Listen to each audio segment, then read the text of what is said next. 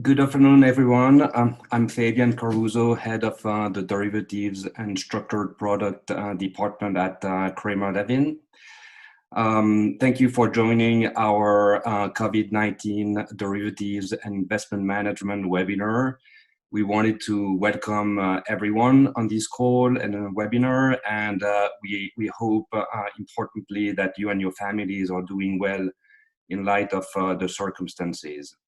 I'm joined today by Ron Feiman and Kevin Scanlan from our investment management department. I will start off this webinar by covering a number of derivatives issues, and then Ron and Kevin will cover investment management issues as the second part of this webinar. Our goal today is to provide an overview of high-level implications of this crisis for investment managers, and importantly, provide some practical recommendations as to what you should be doing now and what you should be doing when the dust settles as well.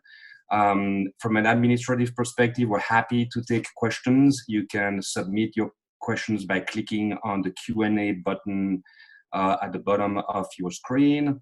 We'll address your questions at the end of the webinar if time permits. Otherwise, we'll reach out to you separately to answer your questions. Of course, feel free to reach out independently if you want to discuss any of the issues that we'll address on this call. With that, let's dive into derivatives issues. We've listed a few bullet points that you should be seeing on your screen. And the purpose here is to highlight a number of issues that we've observed in the market in the last 2 to 3 weeks in light of the crisis.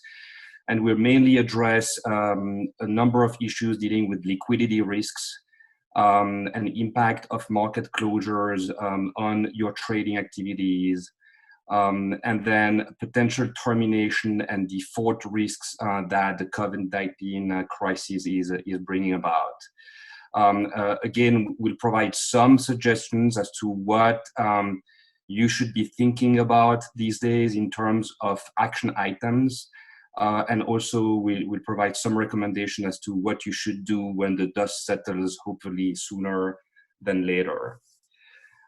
So on the liquidity issues, a number of you have observed the volatility in the market caused by the crisis, and that forced a number of dealers and broker-dealers to call for margin. And margin calls have been frequent and relatively large. And we've seen a lot of movements in the repo market, depending on the underlying assets, in particular mortgage-backed securities. Likewise, in the TBA market, that you may be trading a pool of mortgage loans under master forward trading agreements. Likewise, in the futures market, some of you may have seen that the clearinghouses have increased the number of margin calls, and they've increased the amount of margin that they're requesting from market participants. And of course, the same happened in the derivatives market, as that market is just a derivative of the underlying instrument that have seen wide market movements these days. As you may be aware, prime money market funds have had redemption pressures, and sales and debt securities have been also sold by a number of the major players in substantial quantities. Thanks, Ron. So what does that mean for asset managers and fund? That means a rush to find the cash or other eligible collateral that you need to post to your dealer and broker-dealer counterparties. And in that respect, it's been relatively important for funds and asset managers to try to delay, assuming they didn't have enough cash on their balance sheet or eligible assets, try to delay as much as possible those those margin calls. And there's been very little appetite from the dealer community to wait for those margin calls to come in if they're not made on a timely basis. And so there's a fair amount of nervousness in the market, and we've seen broker dealers closing out certain funds and asset managers because margins were not posted on a timely basis. So in terms of immediate action items that you need to think about, the first one obviously is just identify where you have exposure and in which asset classes you're trading, and what the likelihood is that those asset classes will be impacted by the crisis. And we've seen a lot of market movements at the beginning of the crisis. It's unclear at this stage whether there will be more and wider market movements, but as the virus expand, we should be prepared for other market movements in the market, depending on what happens, obviously, with the crisis. So once you've identified the asset classes where you may have exposure, you need to understand the terms of your agreements and see what you've negotiated in terms of meeting your margin calls. Transfer timing becomes relatively important. The more time, as I mentioned before, you have to post the margin, the better. If you have clear pricing sources, that helps as well, because if the pricing sources are unclear, it's more likely than not that the dealers will use whatever they've used in the past, or will use a pricing source that will be favorable to them and may increase the amount of margin that you need to post. Dispute rights are important, and I know that in a number of markets, like the repo markets or the TBA markets, it's not infrequent to have agreements that do not contain any sort of dispute rights. And in these times, it's very interesting to have those dispute rights, because that enables counterparties first to dispute, but even more importantly, to delay having to post the margin right away, even by a day or two. That's been very useful. And then in terms of caps of margin as well, in certain of your agreements, and I'm thinking in particular in terms of your futures agreement, that may not have any sort of cap on the amount of margin that you may need to post, and in connection with excess margin that may be requested by your broker dealer. So those are the few terms that you need to get onto speed on in terms of your trading agreements. The third thing I would mention is that even if you have those protections, you need to be operationally set up to react. In most cases, market participants have a very limited amount of time to dispute those margin calls.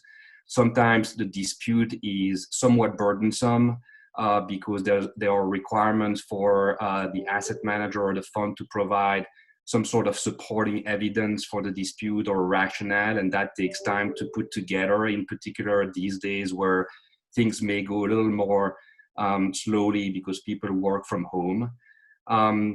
So you need to remember that having those rights not enough. You need to be able just to act on those rights. And if you don't know what to do, the first action, if you get a very large margin calls, it should just send a dispute notice. Even if you don't have dispute rights in your agreement, if you do have dispute rights, at least you know you'll be able just to get back to the dealer on time and not be foreclosed from raising that issue down the road.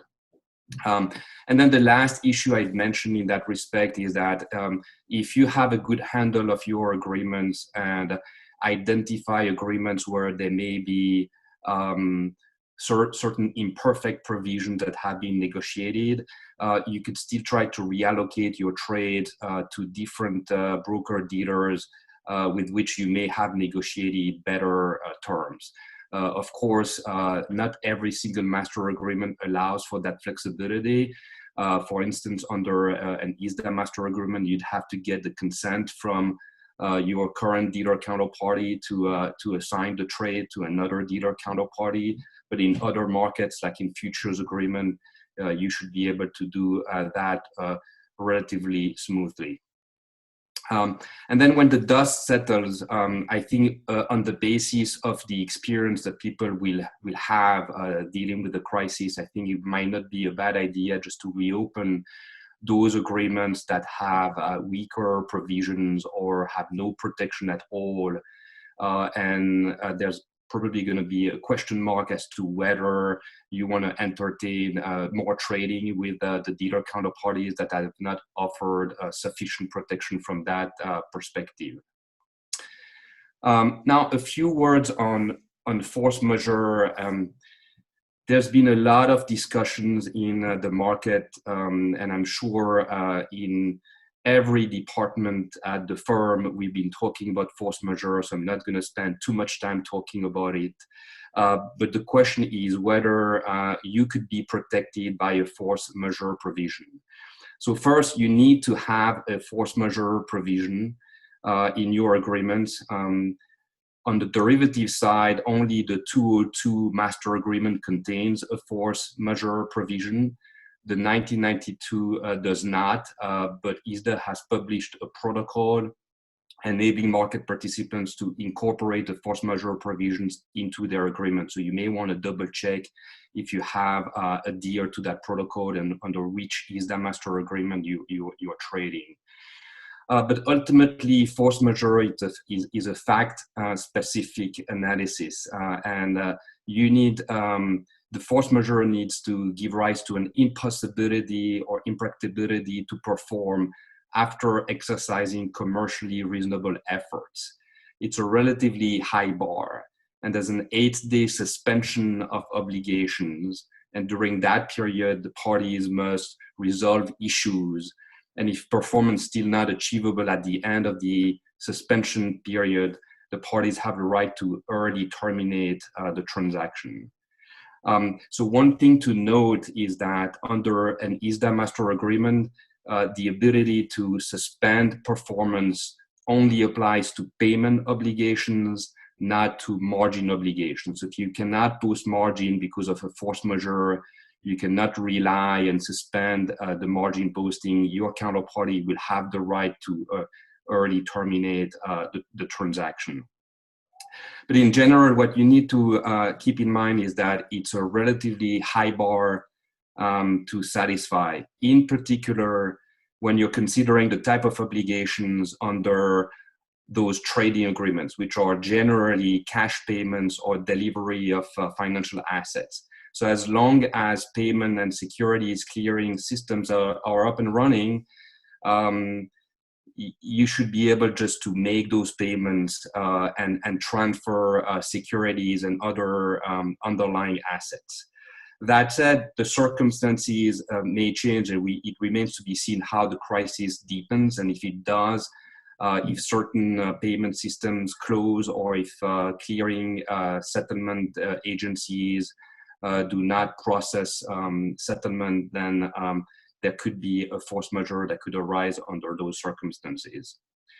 One thing to note in terms of other agreements that may not contain a force majeure provision, and that's a relatively big loophole in the trading documentation framework, is that if you don't have a force majeure provision under a repo agreement and you get closed out under the repo agreement, the default under the repo agreement is probably going to cross default into your ISDA master agreement and other trading agreements. So unless you have a force majeure provision applying across the board, once you get closed out, you're not going to be able just to rely on just the force majeure provision in one agreement if there's a default under another agreement. Now, if you don't have a force majeure provision, there's a New York law, common law doctrine of frustration that could apply, that is nevertheless very difficult to invoke. And it gives rise to an excuse of performance, not an early termination. And courts are very, very unlikely to apply that doctrine in connection with the current crisis. So that covers the liquidity issues. we can migrate over to the disruption and trade settlement and valuation issues. What happens if there is a market closure in the market in which you are trading in terms of settlement and valuation? So if there's a market closure, the consequences will be trade specific. It's legislated by the terms of the applicable product. So for instance, if you're trading equity derivatives, if there is a disrupted day because the exchange does not open, the settlement or the valuation will be postponed for 8 days. And then if the market is still closed at that time, then the valuation will be made by the calculation agent. That is one of the reasons why having a calculation agent dispute right in your agreement is very helpful, because then if needed, you can dispute whatever the dealer valuation or calculation is if you disagree with it. In the equity markets, if there's a scheduled closure, those days where the closure was scheduled are not trading days, and so there's no settlement and valuation does not occur on those days. So it's very fact specific. If there's a market closure, or if you expect that there could be a market closure in the jurisdictions and on the markets in which you're trading, you need to look at the consequences for that particular market. I mean, currently we've seen the Philippines market have closed for a month. The Chinese markets have closed earlier in the year. The Tunisia market is closed as well. And in the US, market closures are not contemplated, and regulators and politicians are against closing the markets so far, but it remains to be seen as the crisis deepens. The futures exchanges could also close, and the consequences will be against product specific, and the answers to those questions are addressed in the rule book of the applicable exchange, like the CME rule book. I'm not going to go into the details of that. But if you're heavily trading futures and you anticipate that you could get hurt by a market closure, for instance, because your brokers may ask for more margin in anticipation of a market closure, you may want to look into the rule books to see what those consequences could be. So what sort of issues could that bring about if there's a market closure?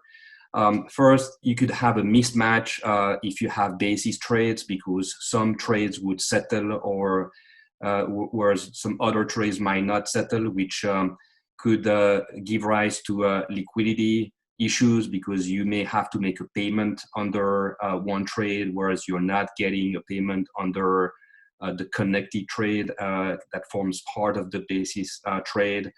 So that's a big issue for you to consider.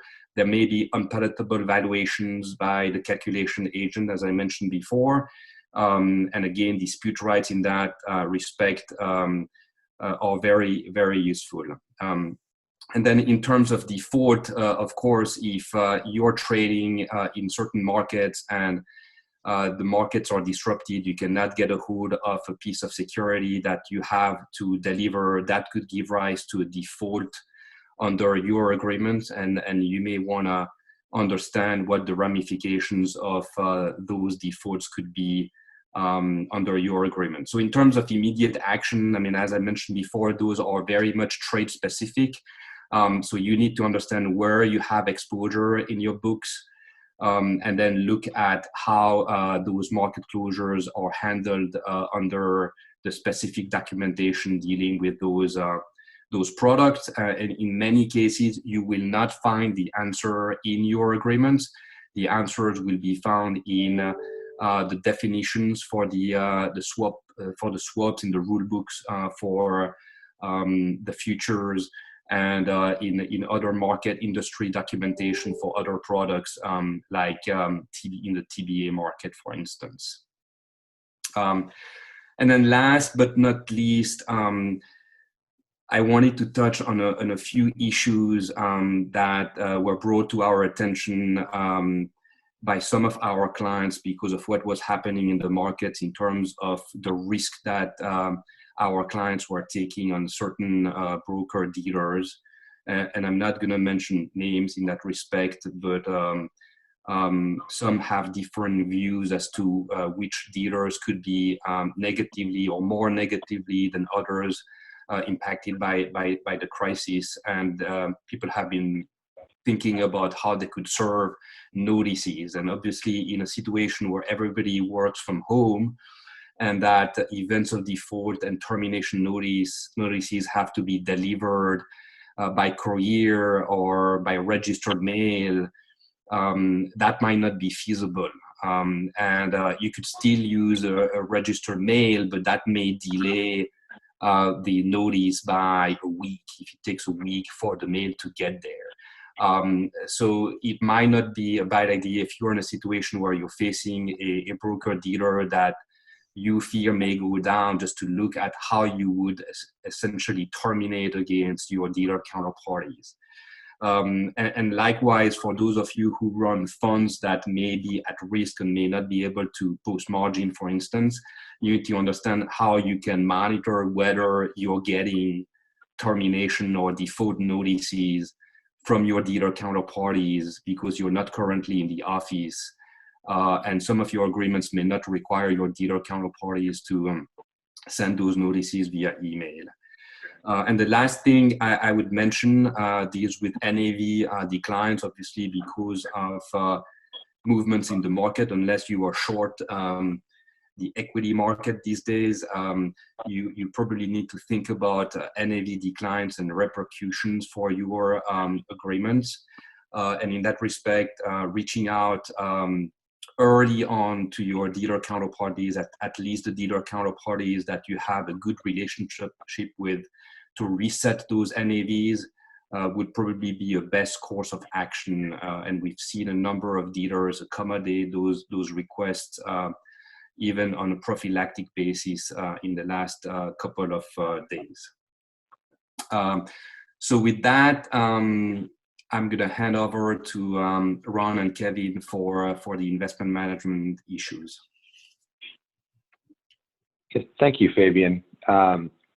This is Kevin Scanlan. I'm a private funds partner here at Kramer Levin, and Ron and I, Ron's a registered fund partner in our investment management group. Will be covering some comfort or relief that the SEC's granted over this past month, and as well as some practical implications, disclosure considerations, and redemption valuation considerations in the fund space that advisors should think about and that we've been advising clients on.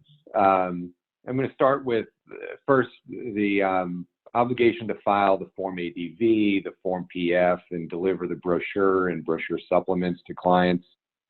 On March 25th, the SEC issued an order that said any of these filings you need to make between March 13th and June 30, you get a 45-day extension if you need it. And it goes back to March 13th because this is a subsequent order on March 25th that superseded an order on March 13th.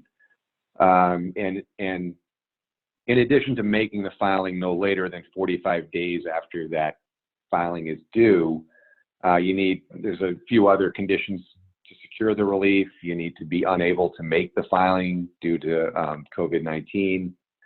You need to promptly notify the SEC by email that you're relying on this order, and you need to disclose on your website or otherwise promptly notify your clients if you don't have a website that you're relying on the order. And if you're relying with respect to Form PF, you don't need to tell your investors or clients that you're relying on the order, but you need to tell the SEC about that. Another relief that the SEC granted was on the same day, March 25th. They provided conditional relief to filers that are required to file 13Gs and Form 13F between March 1st and July 1st of this year.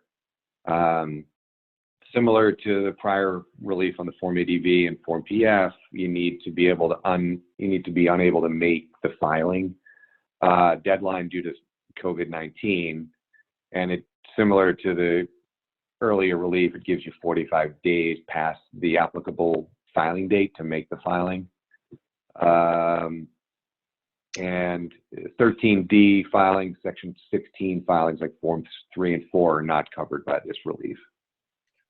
So this is Ron Feiman. With respect to registered funds, I'll just add that the relief for registered fund filings, specifically Form N-Port and Form N-Sen, were extended precisely the same way through June 30th.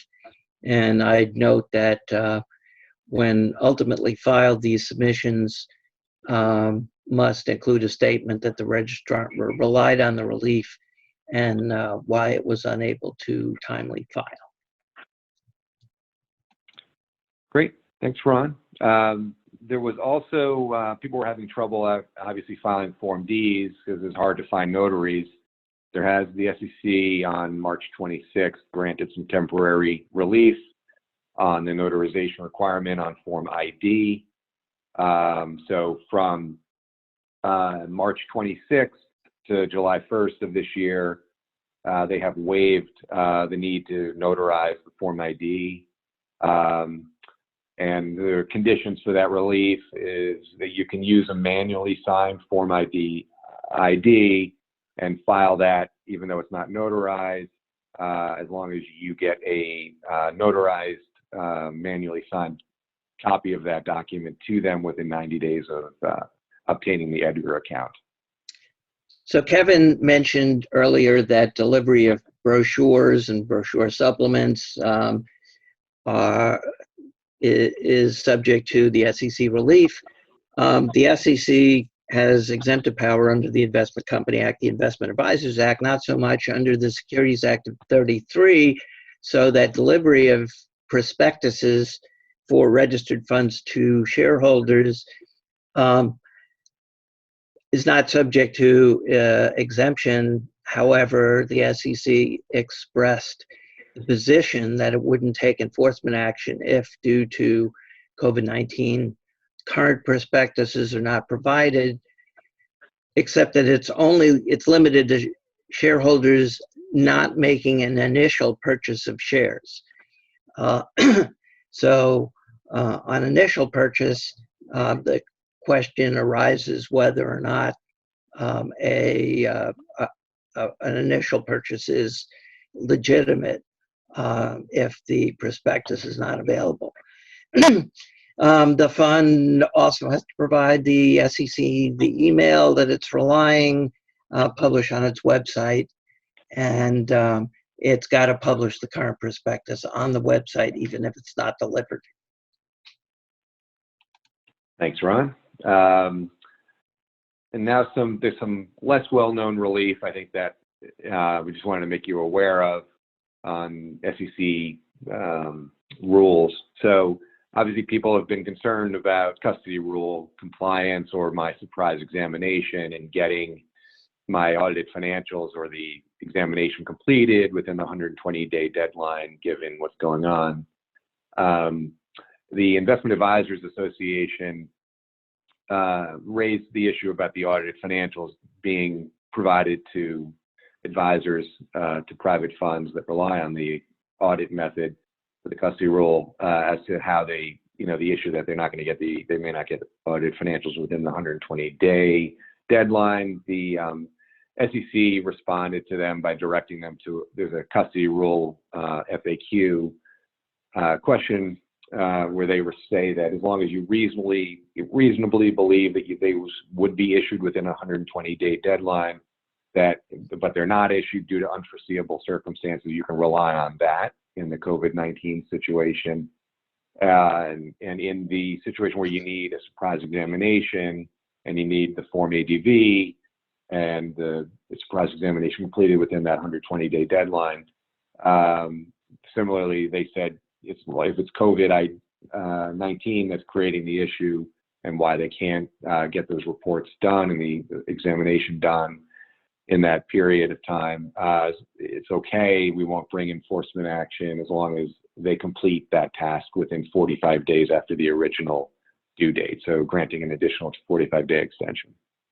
So for registered funds that have an obligation to deliver annual and semi-annual reports, there is relief extended correspondingly to your inability to get the financial statements for the reports, but transmittal still needs to be made as soon as practicable, no later than 45 days after the original due date, and this relief extends through June 30th. Shareholder report that's transmitted must also be filed within 10 days of the actual transmission. Great. Thank you, Ron. And two last items just to bring your attention to. People were concerned about the receipt of client checks while everyone's working from home and clients are sending us physical checks in the office. Are we going to be deemed to have custody of that? The SEC has updated its custody rule FAQs to indicate that if everyone's working from home and it's part of your business continuity plan, that they would not view you as having received client assets that you have custody of if no one's in the office to receive the checks, and until the date you're able to re-enter the office. And they also amended their Form ADV FAQs to alleviate any concern where everyone's working from home and people's homes are in Connecticut and New York and New Jersey and all over the place, and they're working remotely. Does this create an issue on my Form ADV that I have to put all of these advisory personnel's home offices on my ADV as offices of the advisor? They indicated you do not on when they amended the Form ADV. So I just we wanted to throw out those items of relief and extensions to everybody. And we're going to move on to, I know we're over our time, but hopefully people can stick it out for a few more minutes. We'll try to be brief on valuations and redemptions. We have in that the COVID-19 legal resource guide, there is an article we've written, so I'm not going to go into this in too much detail, but about redemption valuation matters, especially as it relates to hedge funds. But especially for credit funds that I've been talking to this last month, some of the valuations and what people buy and sell some of the debt at has brought in extensively. So obviously coming up with a good valuation on 331 is going to be important, not only for redeeming investors, but new investors that come in and making sure no one's unfairly diluted. So obviously looking at the disclosures to your investors about your valuation process and your governing documents of the fund, make sure they're all consistent with the process you're going to follow. Really rely on your process. If you have a valuation committee, any kind of independence that you can put in there is helpful. Get the CCO involved to make sure the process you follow is consistent with your documents. Constantly kick the tires on any independent pricing sources you use.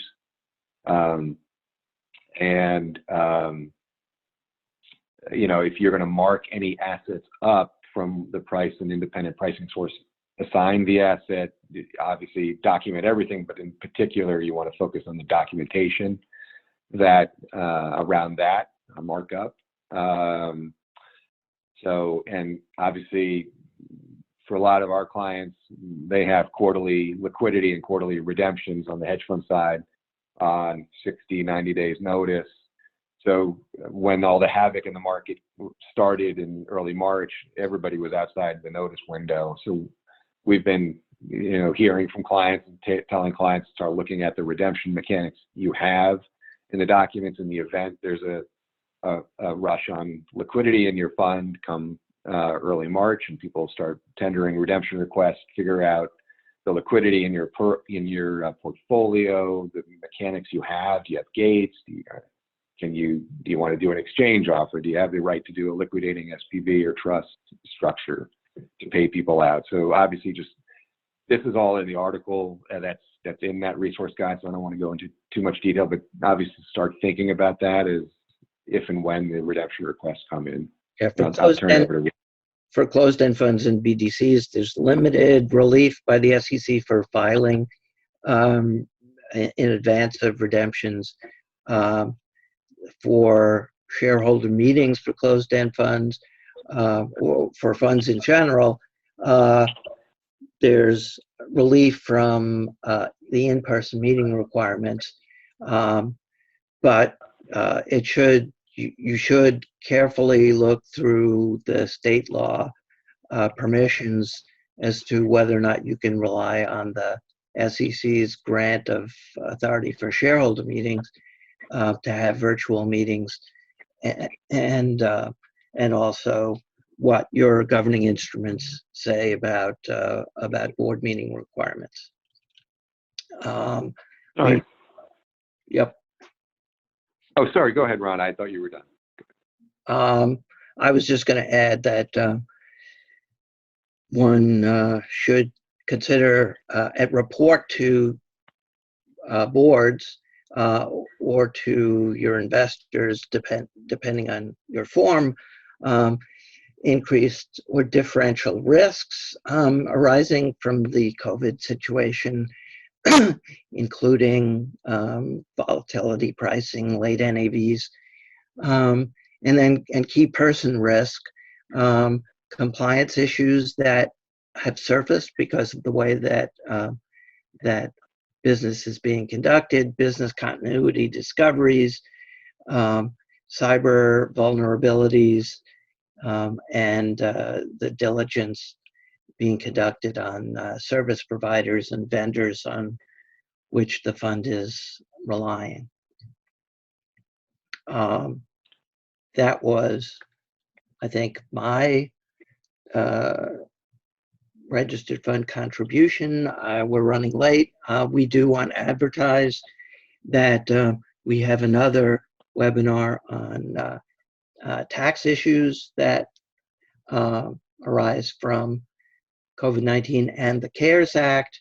And we thank you all for your attendance, and look, if you have questions, don't hesitate to get in touch with any of us. Thank you, everyone. Thank you.